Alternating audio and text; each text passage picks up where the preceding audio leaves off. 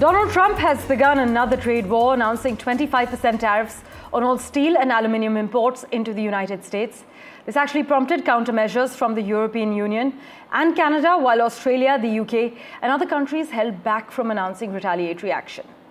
The EU, though, has announced it will impose trade countermeasures on up to 26 billion euros, that's about $22 billion worth of US goods, in retaliation to Donald Trump's tariffs on steel and aluminium imports, escalating a global trade war.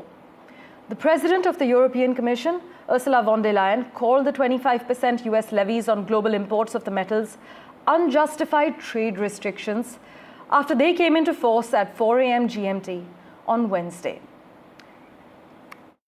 More tariffs on the EU. Will you respond to their retaliation? Of course I'm going to respond. You will retaliate with more tariffs. The problem is our country didn't respond. Look, the EU was set up in order to take advantage of the United States. For further clarity, we have with us senior journalist live from California, Spencer Critchley at the moment. Spencer, thanks so much for making time for us as always. Only last month, Washington had warned Europe that it would have to take care of itself, of its own security in the future. Now, many analysts are actually asserting that a global trade war is on the cards. Take us through the latest developments and where you see this is heading. It's heading nowhere good. I mean, it's almost as if the United States has taken itself hostage and is threatening to shoot the hostage unless its former trading partners satisfy its demands.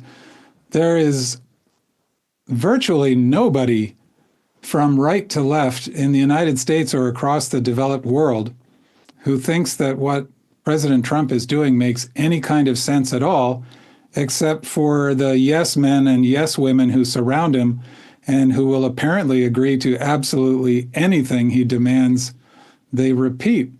Here in the United States, there's a mainstream business channel called CNBC, part of the NBC family of channels. And it typically tilts towards the right because it has a business audience. And one of their senior journalists, I believe it was yesterday, was literally saying President Trump's economic policies are insane.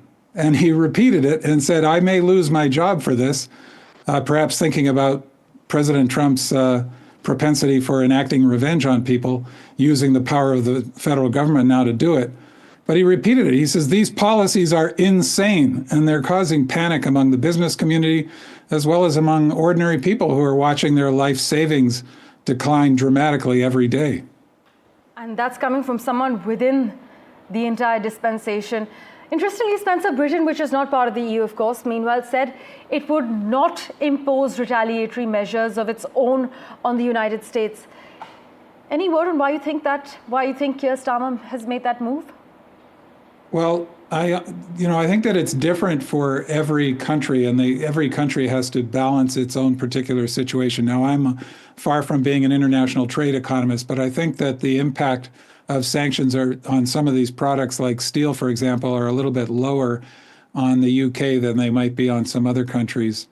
Perhaps also they're thinking that what makes a trade war particularly destructive is this cycle of escalation. Absolutely. And we see, as in the clip you just played, that President Trump is enthusiastic about escalating, apparently because he thinks at the level of a schoolyard bully. I'm far from the first to observe this. Yes. He does not seem capable of thinking ahead and thinking strategically.